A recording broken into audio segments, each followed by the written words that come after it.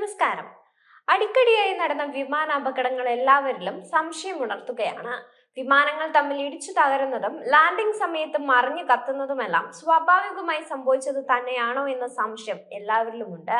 കാനഡയിലെ ടൊറാന്റോ പിയേഴ്സൺ രാജ്യാന്തര വിമാനത്താവളത്തിൽ അപകടത്തിൽപ്പെട്ട ഡെൽറ്റ എയർലൈൻസ് വിമാനം ലാൻഡ് ചെയ്യുന്ന വീഡിയോ സമൂഹ മാധ്യമങ്ങളിൽ ഇപ്പോൾ വൈറലാവുകയാണ്.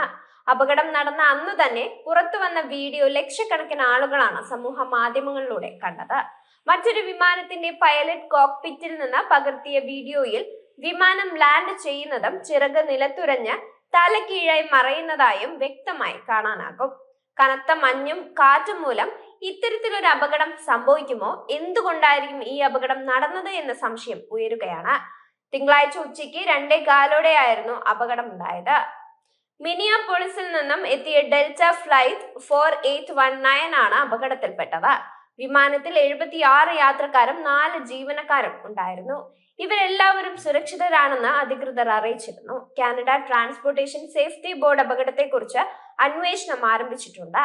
ലാൻഡിങ്ങിന് മുമ്പ് കനത്ത മഞ്ഞുവീഴ്ചയുണ്ടായിരുന്നു. മണിക്കൂറിൽ 38 നോട്ടിക്കൽ മൈൽ വരെ വേഗത്തിൽ കാറ്റ് വീശാൻ സാധ്യതയുണ്ടെന്നും എയർ ട്രാഫിക് കൺട്രോളർ പൈലറ്റിനെ അറിയിച്ചിരുന്നതായും റിപ്പോർട്ടുകളുണ്ട്. 2 പ്രധാന ലാൻഡിംഗ് ഗിയറുകളും ഒരു നോസ് ഗിയറുമാണ് വിമാനങ്ങൾക്കുള്ളത്. അതിൽ പ്രധാന ലാൻഡിംഗ് ഗിയറുകളാണ് ലാൻഡ് ചെയ്യുമ്പോൾ ആദ്യം നിലം തൊടുന്നത്. ടൊറാന്റോയിൽ ആ സമയത്ത് മഞ്ഞ് വീഴ്ചയും കനത്ത കാറ്റും ഉണ്ടായിരുന്നു. അതുകൊണ്ട് തന്നെ ലാൻഡിംഗ് ആയിരിക്കാം നടന്നത്.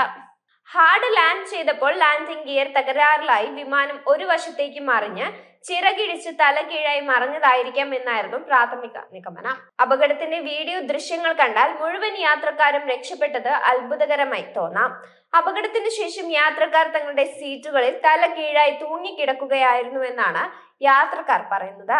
ലാൻഡിംഗ് സമയമായിരുന്നതിനാൽ എല്ലാ യാത്രക്കാരും സുരക്ഷാ ബെൽറ്റുകൾ ധരിച്ചിരുന്നു. ഇത് കൂടുതൽ ഗുരുതരമായ പരിക്കുകൾ സംഭവിക്കുന്നത് തടഞ്ഞിട്ടുണ്ട്. അപകടങ്ങൾ സംഭവിക്കുകയാണെങ്കിൽ സാധാരണ ഗുരുത്വാകർഷണത്തിന്റെ 16 മടങ്ങ് ബലം അല്ലെങ്കിൽ 16 GS വരെ പ്രതിരോധിക്കാൻ പറ്റുന്ന തരത്തിലാണ് വിമാന സീറ്റുകൾ നിർമ്മിച്ചിരിക്കുന്നത്. അതേസമയം ചിറകുകൾക്കും ഫ്യൂസ്ലേജിനും 3 മുതൽ 5 GS വരെ തടയാനേ സാധിക്കൂ. ഏറ്റവും പ്രധാനപ്പെട്ട കാര്യം അപകടം നടന്നാൽ എത്രയും പെട്ടെന്ന് യാത്രക്കാരെ വിമാനത്തിൽ നിന്ന് ഒഴിപ്പിക്കുക എന്നതാണ്. ഇവിടെ അത് ഫലപ്രദമായി നടന്നിരുന്നു.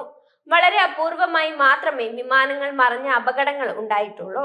ഇതിനു മുമ്പുണ്ടായ അപകടങ്ങൾ കൂടുതലും മക്ഡൊണൽ ഡഗ്ലസിന്റെ MD-11 എന്ന മോഡലായിരുന്നു പെട്ടിരുന്നത്. 2009 ടോക്കിയോയിലെ നരിറ്റ രാജ്യാന്തര വിമാനത്താവളത്തിലെ റൺവേയിൽ ഒരു ഫെഡെക്സ് കാർഗോ വിമാനം മറിഞ്ഞിരുന്നു.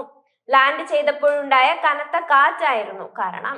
ലാൻഡിങ്ങിന് ശേഷം വീണ്ടും മുകളിലേക്ക് വരുന്ന വിമാനത്തിന്റെ ഇടത് ചിറക് തകർന്ന ഫ്യൂസിലേജ് ഘടിപ്പിക്കുന്ന ഭാഗത്തു നിന്നും വേർപെട്ടു. വിമാനത്തിൽ തീ പിടിച്ച് 2 പൈലറ്റുമാരാണ് അന്ന് മരിച്ചത്. 1999 ഹോങ്കോങ്ങിൽ ഒരു ചൈന എയർലൈൻസ് വിമാനം ഒരു കൊടുങ്കാറ്റിനിടെ ലാൻഡിംഗ് ചെയ്യുന്നതിനിടയിൽ മറിഞ്ഞിരുന്നു.